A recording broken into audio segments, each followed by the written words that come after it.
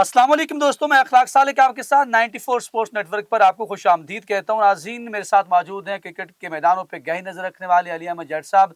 नाज़रीन, आज हम आपके साथ बात करेंगे कि पीएसएल खेलने के लिए बड़े बड़े गैर मुल्की खिलाड़ी जो वो पाकिस्तान पहुंच चुके हैं और बहुत ज्यादा ने अभी तस्दीक भी कर दी है। और ये खदशा जो था कि पाकिस्तान की पीएसएल जब दोबारा लौटेगी तो क्या जो है वो डोमेस्टिक और मकामी खिलाड़ियों के ऊपर ये निसार करना पड़ेगा, लेकिन इसके ऊपर आपको बताएंगे कि बड़े बड़े नाम जो है उन्होंने तस्दीक कर दी और पाकिस्तान पहुंच भी गए। और इसके साथ साथ आपको बताएंगे कि पीएसएल के अंदर जो है वो नए खिलाड़ी कौन से शामिल किए गए हैं जिनका पहले कॉन्ट्रैक्ट नहीं भी था, लेकिन वो पीएसएल के अंदर आ गए, उन्होंने खेलने की हामी भर ली है, वो भी पहुंच गए और अपनी टीम को ज्वाइन करेंगे। तो आज के इस व्लॉग के अंदर बताते हैं। सबसे पहले अली बात करते हैं, आप बता दें नाज़रीन इस चीज पे बड़ा जो इनको इंतजार है कि वो खिलाड़ी कौन से जिन्होंने बाकायदा हाम और हामी भर ली। बिल्कुल ऐसे है। सबसे बड़ी बात कि क्वेटा ग्लैडिएटर में बड़ी मुश्किलात आ रही थी कि उनके प्लेयर्स नहीं आ रहे, लेकिन अभी कुछ देर पहले जो ना क्वेटा ग्लैडिएटर ने अपने ऑफिशियल पेज के ऊपर पोस्ट लगाई जिसके अंदर रैली रूसो भी आ रहे हैं, फिन एलन भी आ रहे हैं जिनका ताल्लुक न्यूजीलैंड से है और करंटली अपनी टीम की जानब से खेल रहे हैं। और इन दोनों का आ जाना मेरे ख्याल से क्वेटा ग्लैडिएटर के लिए बहुत बड़ी बात है, क्योंकि प्ले ऑफ में वो क्वालिफाई कर चुके हैं। और जिस तरह 100 स्कोर किया था लास्ट मैच में रैली रूसो ने, तो बहुत ज्यादा जरूरी था रैली रूसो का जो ना टीम के अंदर होना। और दूसरी जानब अगर हम चले जाएं इस्लामाबाद यूनाइटेड, एलेक्स हेल्स की वापस हुई है, वेन डूसन की वापस हुई है, दोनों खिलाड़ी नए आए हैं, बिल्कुल दोनों बड़े नाम है, नए हैं। फिर अगर हम चले जाएं लाहौर कलंदर में, तो लाहौर कलंदर में सिकंदर रजा वापस लौट आए हैं, इनके साथ डेविड वीजा वापस, रिशाद हुसैन, नाहीद राना, ये तमाम खिलाड़ी आ रहे हैं। और मैं आपको बता चलूं सैम बिलिंग नहीं आ रहे, उनकी रिप्लेसमेंट पे कुसाल परेरा जिनको एक मैच भी नहीं खिलाया था वो भी खेलेंगे, वो भी श्रीलंका से जिनका ताल्लुक है। फिर हम आ जाते हैं कराची किंग में। कराची किंग में सालक भाई डेविड वार्नर की वापसी होगी और वो कप्तान है, कप्तान हो और वार्नर कब क्यों ना आए, ये कैसे पॉसिबल है।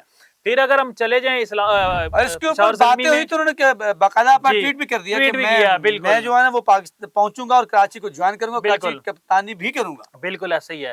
और उसके बाद अगर हम पेशावर ज़ल्मी में चले जाएं, पेशावर ज़ल्मी में भी जो है ना प्लेयर्स ने हामी भर दी है, वहां भी आ रहे हैं। पेशावर ज़ल्मी के लिए सबसे अच्छी बात है बाबर आजम फिट हो चुके हैं।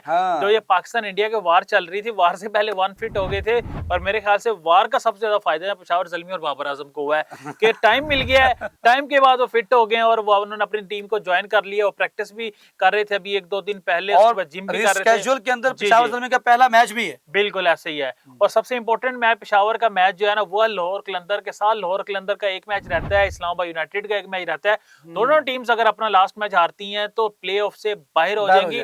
और लाहौर कलंदर के लिए खास तौर से बड़ा इंपॉर्टेंट मैच है। जिस तरह उन्होंने बातें की, आपको याद होगा समीर राना ने आके डिफेंड किया शहनशाह अफरीदी को, उसके बाद शहनशाह अफरीदी ने जो बातें की थी कि हम मिलेंगे सेमीफाइनल में, अगर वो सेमीफाइनल में नहीं मिलेंगे तो मेरे ख्याल से बहुत ज्यादा ट्रोलिंग होगी सालक भाई कि जिस तरह की उन्होंने बड़ी बड़ी बातें की हैं लेकिन परफॉर्मेंस जीरो है उनकी।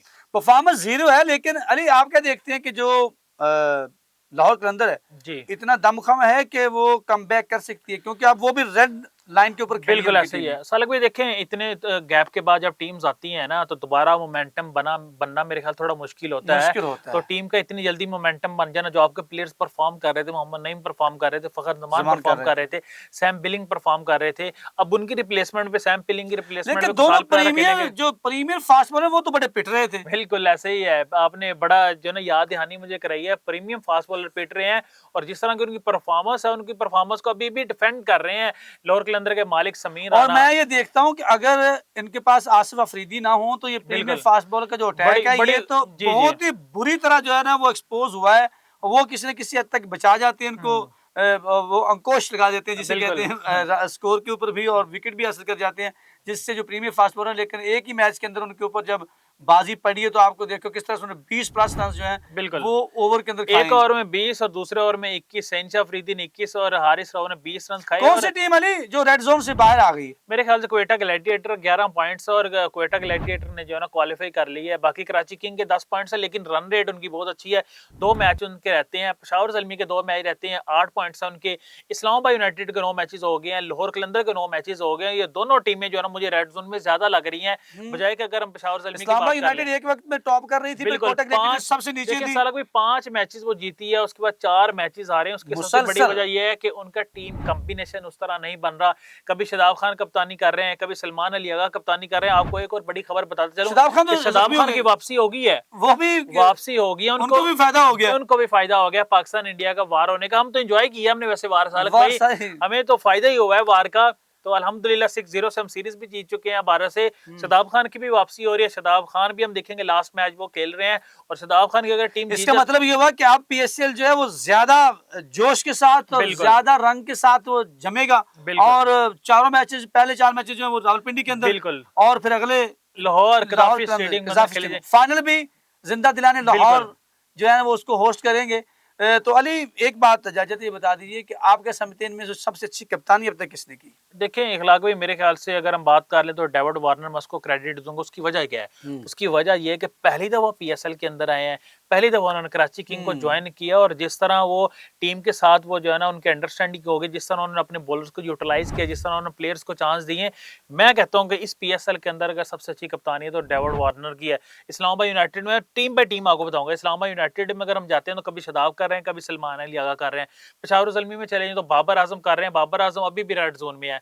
अगर हम लाहौर कलंदर में चले जाएं तो शहीनशाह फरीदी अपने एक मैच उनका रहता है, अगर वो हारते हैं तो बाहर हो जाते हैं। साउथ स्केल को भी हम कहते हैं ठीक है, हम रेड करते हैं, लेकिन मैं कहता हूँ सबसे जो मुश्किल है वो पाकिस्तान में क्रिकेट खेलते रहे, उनको प्लेयर्स का पता है। एक फॉरेन प्लेयर आके यहाँ पे उन्होंने कप्तानी करना, अपनी टीम को प्ले ऑफ के लिए क्वालिफाई करना, अंडरस्टैंडिंग उनके साथ होना, ये बड़ा टाइम होना, और फिर खुद भी परफॉर्म किया जहां जरूरत पड़ी, बिल्कुल परफॉर्म किया ना, जब भी जरूरत पड़ी उन्होंने परफॉर्म किया और टीम को लेके चले हैं।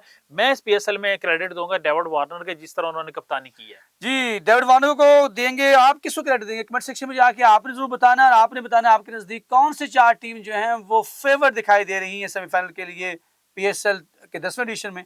कमेंट सेक्शन में जाके जरूर बताइएगा, हमें आपके फीडबैक का इंतजार रहेगा। मुझे अली अहमद को, पूरी टीम को दीजिए इजाजत।